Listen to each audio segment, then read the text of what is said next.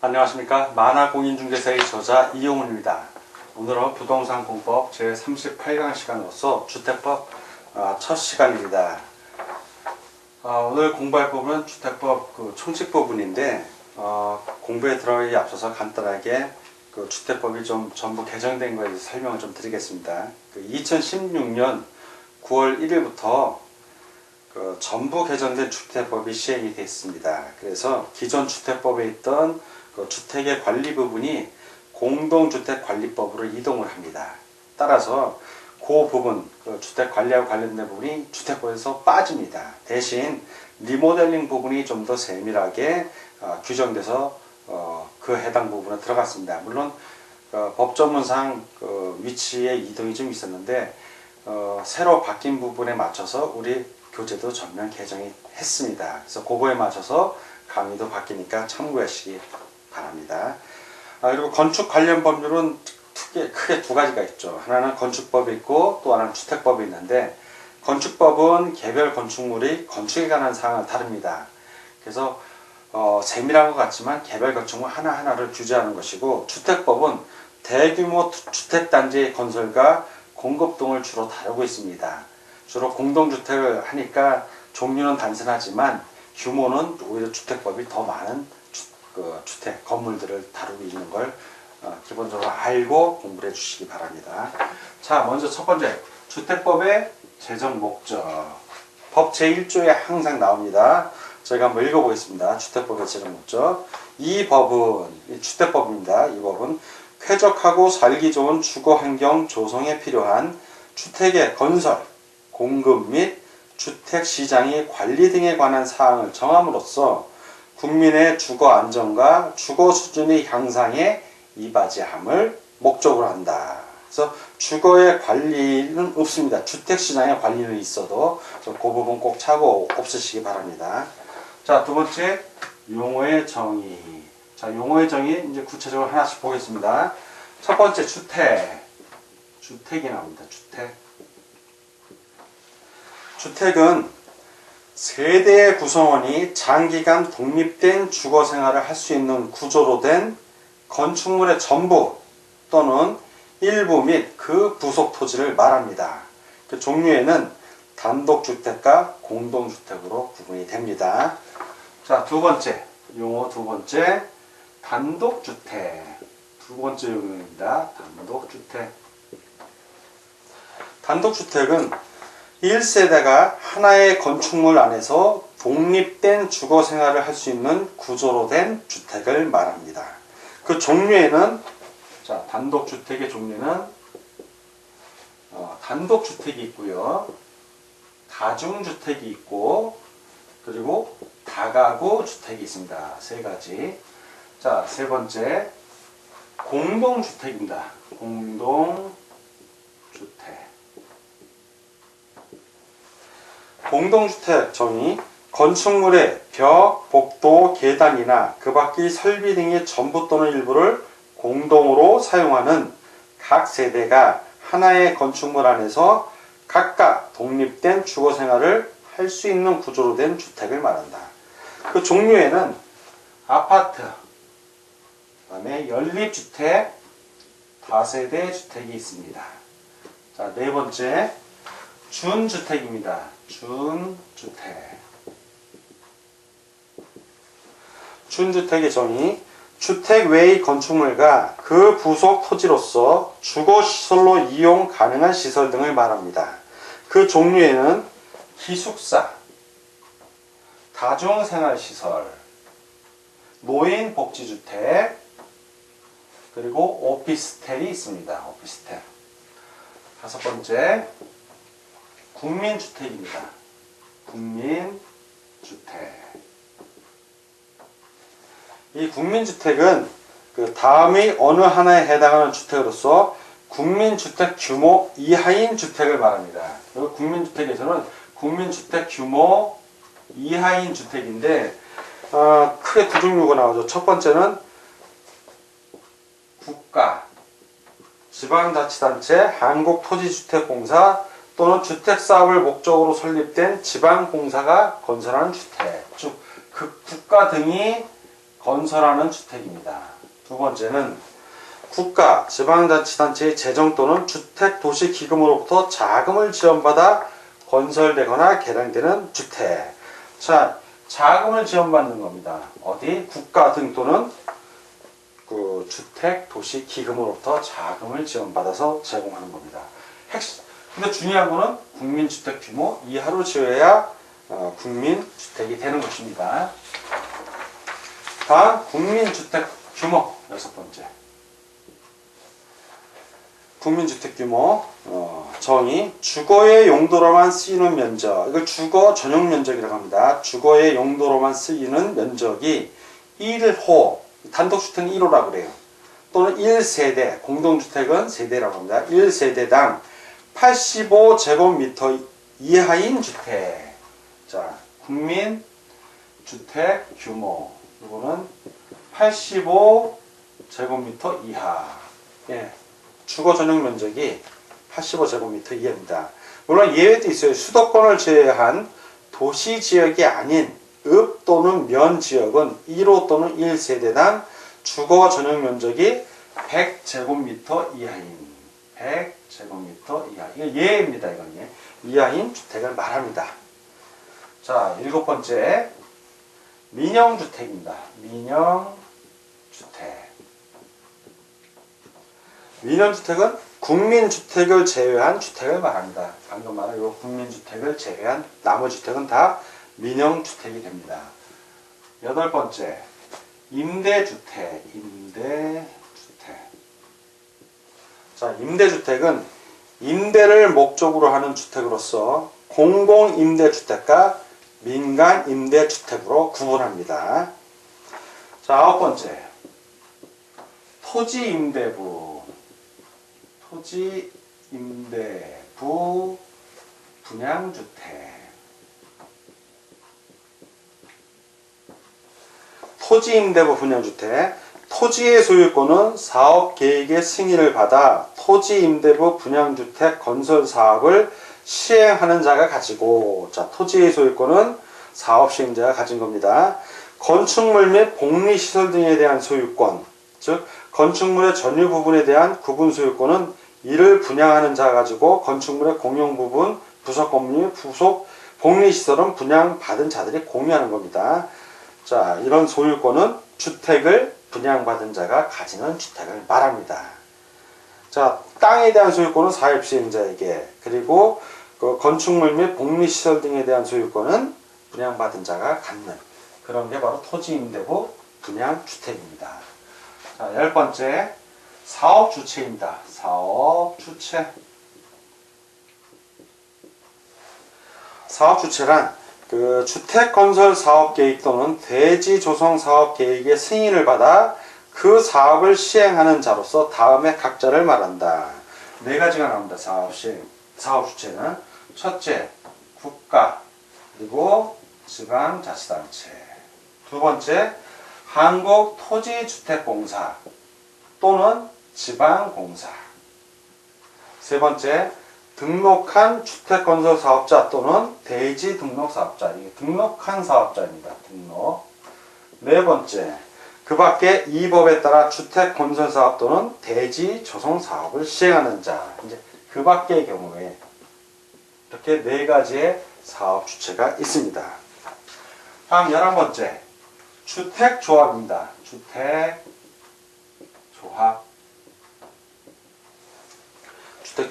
정의, 많은 수의 구성원이 사업계획의 승인을 받아 주택을 마련하거나 리모델링하기 위하여 결상하는 조합을 말합니다. 그 종류에는 1. 지역주택조합, 2. 직장주택조합, 3. 리모델링 주택조합, 이렇게 세 종류가 있습니다. 12번째, 주택단지입니다. 주택단지. 주택단지, 주택건설사업계획 또는 대지조성사업계획의 승인을 받아 주택과 그 부대시설 및 복리시설을 건설하거나 대지를 조성하는 데 사용되는 1단의 토지를 말합니다. 그래서 다음의 시설로 분리된 토지는 각각 별개의 주택단지로 본다. 네 가지 경우가 나옵니다. 이 주택단지에서 시험 문제 잘 나오는 거는 별개의 주택단지로 보는 경우. 자, 별개의 주택단지로 보는 경우 네 가지가 나오는데, 첫 번째, 철도, 고속도로, 자동차 전용도로. 이게 주로 철도, 도자 들어간 거. 고속도로, 자동차 전용도로. 이걸로 분리되는 경우. 두 번째는 폭 20m 이상. 폭 20m 이상인 일반 도로. 세 번째는 폭 8m. 폭 8m 이상인 도시계획 예정도로. 자, 그리고 네 번째, 요 1에서 3, 세 가지죠. 그 철도, 고속도로, 자동차 전용도로, 20m 이상, 8m 이상. 1에서 3에 준하는 것으로서 보행자 및 자동차의 통행이 가능한 도로. 주로 도로입니다. 이러한 도로로 구분되는, 분리된 토지는 각각 별개의 주택단지로 봅니다. 자, 이어서 13번째 정의부터 다시 또 보겠습니다. 용어의 정의 13번째. 부대시설입니다. 부대시설. 부대시설. 주택에 딸린 다음의 시설 또는 설비를 말한다. 첫째, 주차장, 관리사무소, 담장 및 주택단지 안의 도로. 두 번째, 건축법에 따른 건축설비. 세 번째, 1 및 2의 시설 설비에 준하는 것으로서 대통령령으로 정하는 시설 또는 설비. 이런 것들이 부대시설입니다. 자, 14번째, 복리시설입니다. 복리시설. 자, 복리시설은 주택단지의 입주자 등의 생활복리를 위한 다음의 공동시설을 말합니다. 첫 번째, 어린이 놀이터, 근린생활시설, 유치원, 주민운동시설, 경로당.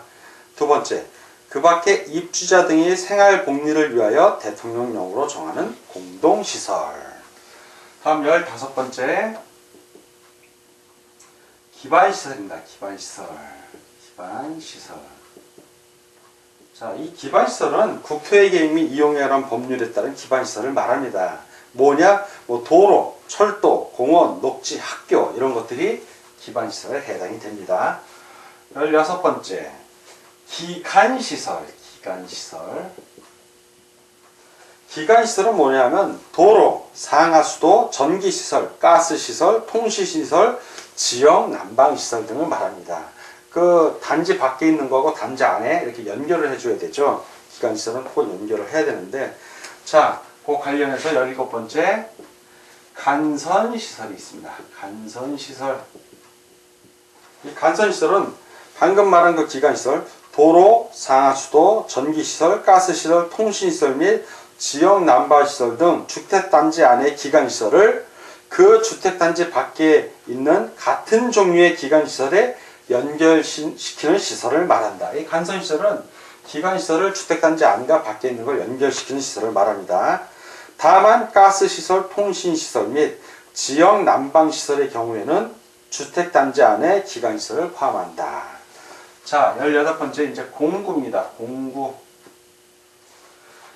그 공구는 하나의 주택단지에서 대통령령으로 정하는 기준에 따라 둘 이상으로 구분되는 1단의 구역으로 착공신고 및 사용검사를 별도로 수행할 수 있는 구역을 말한다. 주택단지가 워낙 넓을 경우에는 이제 나눠서 시행을 하죠. 1공구, 2공구 이런 식으로. 그러한 공구입니다.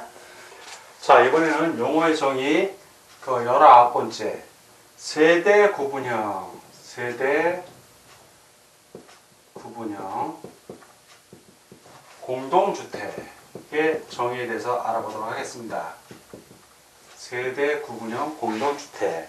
공동주택의 주택 내부 공간의 일부를 세대별로 구분하여 생활이 가능한 구조로 하되 그 구분된 공간의 일부를 구분 소유할 수 없는 주택으로서 대통령령으로 정하는 건설 기준, 설치 기준, 면적 기준 등에 적합한 주택을 말한다.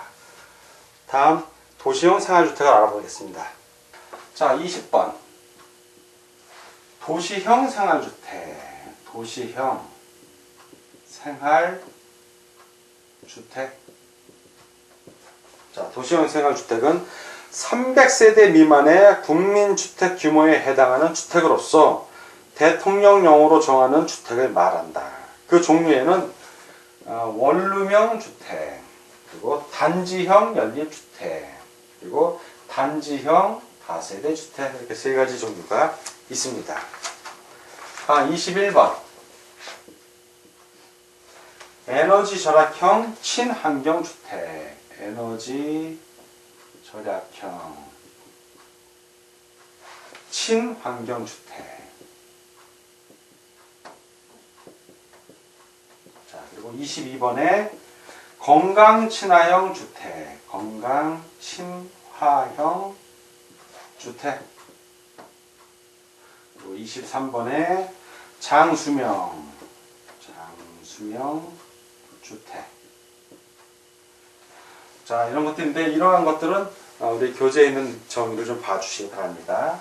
자, 24번 공공택지.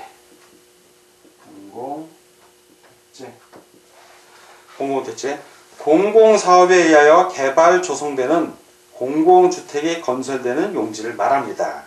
그 종류는 국민주택건설사업 또는 대지조성사업 등 10가지가 있는데 그 10가지는 우리 교재를 좀 참고해 주십시오. 자, 25번 리모델링.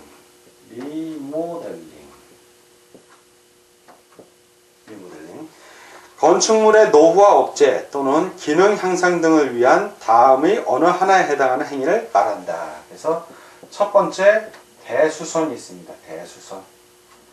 두 번째 사용검사일 또는 건축법에 따른 사용 승인일부터 15년이 경과된 공동주택을 각 세대의 주거 전용 면적 30% 이내에서 증축하는 행위를 말합니다. 자, 그 사용검사일부터 이제 15년. 자, 15년. 세부적으로 이제 15년 이상 20년 미만의 연수 중 시도의 조례를 정하는 경우는 그 연수로 합니다. 15년이 경과된, 이제 경과해야죠. 경과된 공동주택을 각 세대의 주거 전용 면적의 몇 퍼센트? 30%. 자, 이내에서 증축하는 겁니다. 증축. 세대의 주거 전용 면적이 85제곱미터 미만인 경우에는 40% 이내도 가능합니다. 이 경우 공동주택의 기능 향상 등을 위하여 공용 부분에 대하여도 별도로 증축할 수 있습니다. 자, 리모델링 이제 세 번째. 이에 따른, 자, 이거 2번 방금 말한 이에 따른 각 세대의 증축 가능 면적을 합산한 면적의 범위에서 기존 세대수의 15% 이내에서 세대수를 증가하는 증축행위. 그러니까 세대수 증가형 리모델링인데, 자, 세대수 몇 퍼센트? 세대수의 15% 이내에서 세대수를 증가하는 행위입니다. 다만 이제 수직으로 증축하는 행위, 수직 증축형 리모델링입니다. 수직으로 증축하는 행위는 요건을 다 갖춰야 돼요. 그래서 첫 번째 요건은 최대 3계층입니다. 이하로 대통령령으로 정하는 범위에 적합하게 증축해야 되고, 두 번째 니은 리모델링 대상 건축물의 구조도를 보유하는 등 대통령령으로 정하는 요건을 갖추어야 합니다. 다음 26번 리모델링 기본 계획.